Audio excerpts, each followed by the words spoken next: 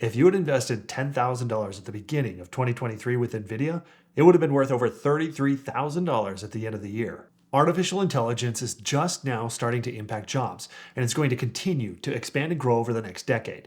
That's why the latest projections have the compounding annual growth rate for AI to be 42% each year for a decade. Now, that level of growth can't be true for every company that's tied to AI, but the opportunity for making massive investment gains, it's better now than it's been in years. Case in point, Meta just announced that they are spending $9 billion in 2024 to purchase 350,000 NVIDIA GPUs to build a new level of open sourced AI. And that level of investment is merely the tip of the iceberg, which means that there's going to be plenty of investment opportunities for the rest of us. And one of the easiest ways to invest broadly in AI is via exchange traded funds, or ETF.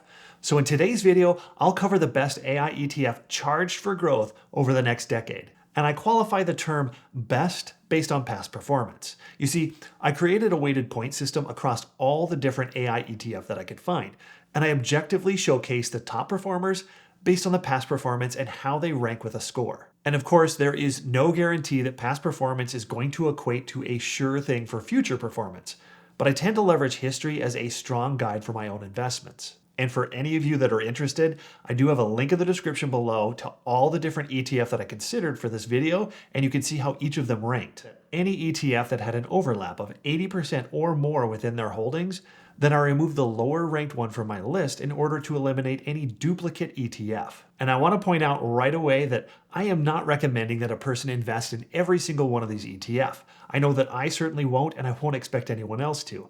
You'll want to see how much they overlap with any of the existing funds that you currently have and see which one makes sense for you. Now I'll move on to the first ETF today, which is the Invesco Semiconductors with the symbol PSI, which, as the name suggests, invests in the semiconductor industry. And if you aren't aware, those happen to be the chips and the brains which are used in all the different computers, phones, and really anything that we have that's electronic. An item that I like about this ETF is that it focuses solely on US companies to provide a domestic exposure to its investments. Granted, they focus primarily on the small and the medium cap funds that have a little bit more volatility, but they also have more room for growth. When it comes to holdings, it has the top player with NVIDIA, but I love that some of the top companies include AMD, Micron, and Marvell, because those are some of the lesser spoken about companies in 2023 that I believe will have a great 2024. And for reference, Micron is a memory and data storage company based out of my old hometown of Boise, Idaho. They have some extra room to grow given that memory prices are expected to climb this year. And with Microsoft ending its support for Windows 10, that forces a lot of people to upgrade their hardware in order to run Windows 11. And that makes companies like Micron a forced function of growth. As for performance, the PSI ETF had a good set of returns over the past 1, 3, and 5 years, where it happened to have a small dividend with somewhat of a high expense ratio. And it is telling that it has a lot of small and medium cap companies with their extreme swings in its best and its worst year's performance. This is not a fund that I'm personally invested in, but I'm willing to give it a little bit more consideration, seeing as how it focuses more on the domestic and smaller cap companies. The next fund is QRAFT AI Enhanced US Large Cap Momentum ETF, with the ticker symbol AMOM, where this is a fund that breaks away from the others and then it leverages an AI model for its security selection based on a historical algorithm of performance, where it limits any single security from exceeding 10% weight. And clearly it's doing something right, because when you look at the top 10 holdings, it has companies like Apple and Microsoft that we would expect, but even companies like Eli Lilly that have been in the news a lot for leveraging AI for developing new drugs. And this touches on a topic where I believe pharmaceuticals are going to be seeing wild growth over the next couple of years, because they're leveraging AI to model out new drug creation, which is going to eliminate years worth of work in creating new drugs. Now, when we shift over to look at the performance of AMOM, the performance is good, but it is one of the lowest of the group at the 3-year. And when it comes to the expense ratio, it does happen to be the highest of all of today's ETF. But something to consider is that AMOM had the lowest worst year performance of any other ETF, meaning that it has a little more stability in its returns. And if you're curious, I do have a link to a spreadsheet that lists all of today's ETF, with links to resources for you to research them further on your own. And since I often get questions about which ETF I invest in, I am listing on this spreadsheet which of these ETF I have in my own portfolio. I merely want to be transparent so that you know exactly what I've prioritized for myself. And I know that for some of you, dividends are a top priority because you like having the monthly cash flow. But one of the best investments for monthly cash flow is having your own business. Can you imagine having a 12 to 15% margin on your investment each month, but without doing any of the work? Well, that's where today's sponsor, Limits Express, comes into play. They work as a business venture or an investment where they create and manage an Amazon store for you. Essentially, they pool investor funds together to buy hundreds of thousands of dollars worth of new branded products at a discount, and then they sell them on Amazon. The more investors that they have, the better pricing that they get on their product to make higher margins. They do all the work, and you share in the profits together each month. Both Limits Express and the investor have skin in the game together. One can't win without the other. Now, I used to work at Amazon, and I fully understand the model of Limits Express. So I'll personally take the plunge with them as an investor, and I'll provide future updates on my newsletter. And if you're interested in learning more, I'll have a link in the description for you to speak with Kyle, one of their co-founders, directly. You can also check out their website in the links below. The next fund is the 𝐓𝐨𝐩 𝐞𝐬𝐞 Trust Series 1 ETF. And given its popularity, I think most of you are all aware of this fund as it invests in the Nasdaq's top large cap companies. Now, before I jump into the holdings, I do want to point out that this fund is nearly identical to the 𝐞𝐞𝐬𝐿, or as it's often referred to as the 𝐞𝐞𝐞 Mini, where the Mini trades at a lower price and it has a smaller expense ratio due to how it reinvests dividends and other actions to offset its fees. The �QQQ Trust Fund has more history that I can use in my ranking system, and that's why I picked it over the Mini. Both are equally great, but if you're interested, the Mini does have a lower expense ratio.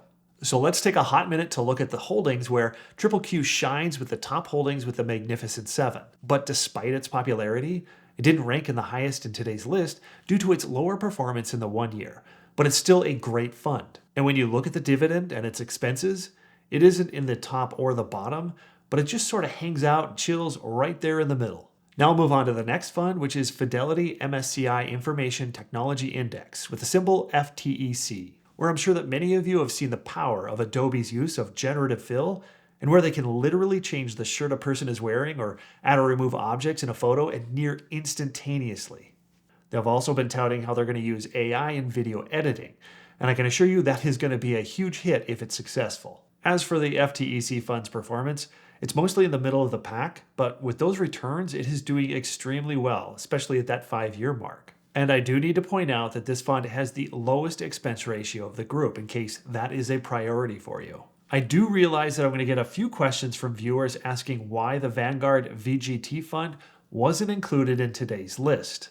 It's because it had a 94% overlap with this fund, FTEC, which happened to have a higher score in my ranking. So for that reason, I omitted VGT from the list. I'm now going to follow it up with the iShares US Tech Independence Focused ETF with the symbol IETC, where it's an actively managed fund that isn't bound solely to the tech sector, where it includes a few different top companies like 𝐓𝐨𝐻, which happens to be a consulting group that is hyper-focused on directing companies how to implement AI strategies and automation across a broad range of areas and sectors. The reality is that most companies have no idea where to begin with AI, and consulting firms like 𝐓𝐶enture will be a driving force for companies that are willing to make that level of investment.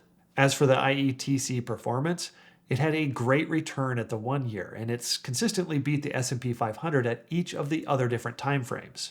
And this fund happens to have the highest dividend among all of today's funds, where this is an all-around great workhorse. And now we'll move on to the next fund of iShares Expanded Tech Sector with the symbol IGM that happens to invest in 250 tech companies like Meta Platforms that had a couple of rocky years and a lackluster investment in the metaverse, but they've fine-tuned their operations where their margins truly started to kick in late 2023, where that should only continue to grow moving forward. As for the IGM performance, it's off to a great start year to date where it has crushed the S&P 500, but I will share that its 5-year performance is the lowest among all of today's funds.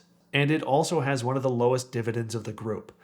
But most tech companies don't even offer dividends because they happen to reinvest them back into the company. And I think most of us agree that it happens to show in the growth of the stock price. Moving right along, we have the iShares US Technology ETF with the ticker symbol IYW, which has been one of my favorites over the past few years. Where many of the top 10 companies in these funds are common, but Salesforce in this one is a shining star, where Salesforce offers its Einstein AI platform to aid across an entire organization from customer service, sales, and marketing in order to help automate and streamline workflows. It's a customizable platform that many companies have leveraged in the past, but now the system's being pumped up with AI.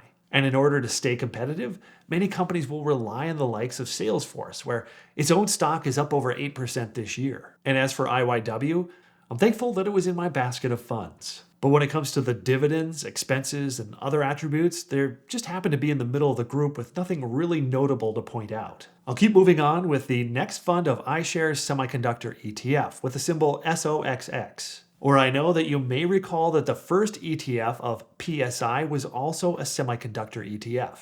But when you take a moment and compare the two, there's only a 54% overlap in holdings. And diving a little bit deeper, you can see which companies on the left are weighted a little bit heavier to SOXX, and the list on the right are a little bit more so with PSI. Like I said at the beginning, I made certain to remove funds with a substantial amount of overlap. Now, when you look at the SOXX performance, and that 5-year return of 30%, well, that's just rocking. But with high performers like this, the volatility is showcased in its worst year's performance at a negative 51%, which happened to be the worst of the group. But I certainly hope that all of you know that high growth funds like this come with the higher risks, which just happens to balance out the rewards. Now on to the next fund of VanEck Semiconductor ETF with the symbol SMH, which is a fund that I spoke to quite a bit last year. And objectively, it happens to surface towards the top of the list this year. And I know what you're thinking, wow, another semiconductor ETF. But when you look at all three funds together, you can see in this chart that the highest overlap is between this fund, SMH, and the iShares fund, SOXX, at a 71% overlap. And when you double click that a little bit further, you see that the SOXX overweight from the SMH on the left-hand side, it has some really good companies like AMD and Marvell. While the SOXX underweight to SMH, which happens to be the right-hand side, it shows a steep divide with the NVIDIA weight, TSMC, and Synopsys. I do want to remind you that I show this level of detail so that you can understand just how deep I'm looking at each of these fund comparisons and the research that I do for these videos. And before I list the SMH performance, at the end of this video, I'm going to show you a model of the top 3 ETF from today and how it would have performed against the S&P 500 over the past 10 years. So let's cover the SMH performance. And the 1-year, 3-year, and 5-year performance is the best among all of today's funds. So as you can see, there's probably no question why it surfaced to the top of the list. As for the other attributes, the fund's best year performance is also at the very top of all the other funds, and the worst year is at the middle of the pack, which is kind of that perfect balance. Now let's finish this off by modeling out if a person only had the top 3 funds from today's video, and we'll compare that to the S&P 500 over the past 10 years. And when you see this chart, it looks like they were very similar for the first few years, but around 2016, there was a large divergence, where these AI-heavy funds had a combined 10-year compounding annual growth rate of 20.9% compared to the S&P 500 at 12%.